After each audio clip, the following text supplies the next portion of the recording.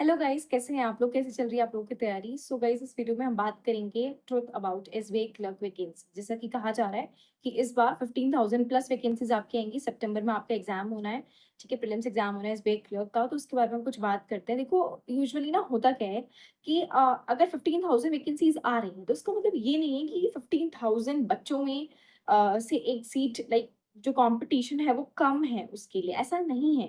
देखो, जो एसबीआई की जो वैकेंसीज हैं, यानी एसबीआई जो क्लर्क की मैं बात कर रही हूँ, आपका स्टेट लेवल एग्जाम होता है, ठीक है। तो आपको चेक करना है कि आपके स्टेट में से कितनी वैकेंसी आ रही है, क्योंकि आपका कंपटीशन तो आपके स्टेट से है, जिस स्टेट्स के लिए आपने अप्लाई किया है। तो ऑल इंडिया वैकेंसी 15,000 आ रही है, और उससे पेपर का लेवल, लाइक कट ऑफ कम चली जाएगी, सिलेक्शन होने के चांसेस ज्यादा हैं, ऐसा कुछ नहीं होता। ऑल डिपेंड्स कि आपके स्टेट में कितनी वैकेंसी आ रही है, और स्टेट में भी आपकी कैटेगरी से कितनी वैकेंसी है। अगर आप जनरल से बिलोंग करते हैं तो आपके स्टेट में उस जनरल की कितनी वैकेंसी है। अगर टोटल वैकेंसी आपकी 15,000 है, क्या करोगे उस वैकेंसी का? जब सपोज करो उत्तराखंड में सिर्फ आपकी 700 वैकेंसीज आ रखी हैं, ठीक है, उत्तराखंड में 700 वैकेंसी, जिसमें से जनरल की अगर मैं वैकेंसीज की बात करूँ तो 200 सीट्स है।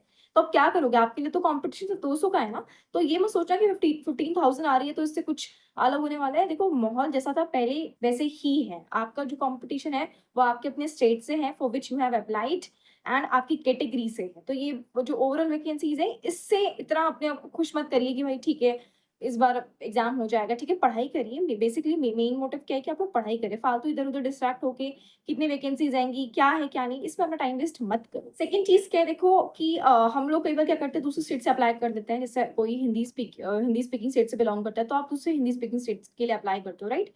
तो ऐसे में क्या होता है, पहले तो आपका जनरली एक एलपीटी होता था, जो कि नॉर्मल एक एलपीटी आपका कंडक्ट हो गया, उसके बेसिस पे आपको ठीक है आपका सिलेक्शन हो जाता था, राइट, फाइनल। बट अब ना एलपीटी को भी इन्होंने बहुत ज्यादा स्ट्रिक्टनेस के साथ कंडक्ट करा रखा है। मतलब कि अब क्योंकि देख देख रहे होंगे ना कि लाइक अब बच्चे कहीं और से फॉर्म अप्लाई करते हैं, तो एलपीटी अब बहुत सीरियसली होने लग गए। इवन मैंने तो कई वीडियोस में ये भी देखा है, जैसे उनसे कुछ इंटरव्यू टाइप के कुछ क्वेश्चनिंग हो रही है। तो ये सब भी मैंने सुना हुआ है। तो देखो, आप जिस भी स्टेट से अप्लाई कर रहे हो तो कोशिश करना कि आप अपने स्टेट से ही अप्लाई कर सको, क्योंकि एलपीटी का लेवल भी ना डे बाय डे इंक्रीज कर रहे हैं, ठीक है। बाकी देखो, बेसिकली तो यही है कि वैकेंसीज के ऊपर ध्यान देने की बजाय कब नोटिफिकेशन आएगा, कब आप पढ़ोगे, इन सबको ध्यान देने की बजाय बेटर होगा कि आप लोग अपनी प्रिपरेशन कर लीजिए, ठीक है। अगर आपका 50% भी सिलेबस कंप्लीट है ना, तो बहुत ज़्यादा चांसेस होते हैं कि आपका प्रीलिम्स निकल जाएगा, ठीक है।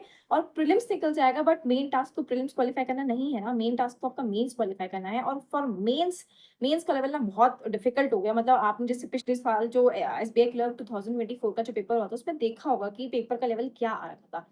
तो बेटर ये होगा कि अगर आप लोगों के 50% भी अपना सिलेबस कंप्लीट किया है तो मेंस की प्रिपरेशन को बहुत अच्छे से प्रिपेयर कीजिए, क्योंकि मेंस क्वालीफाई हो गया तभी जॉब लगेगी, प्रीलिम्स से कुछ नहीं होने वाला, ठीक है। तो इधर उधर टाइम वेस्ट करने की जगह अपनी पढ़ाई पे फोकस करिए।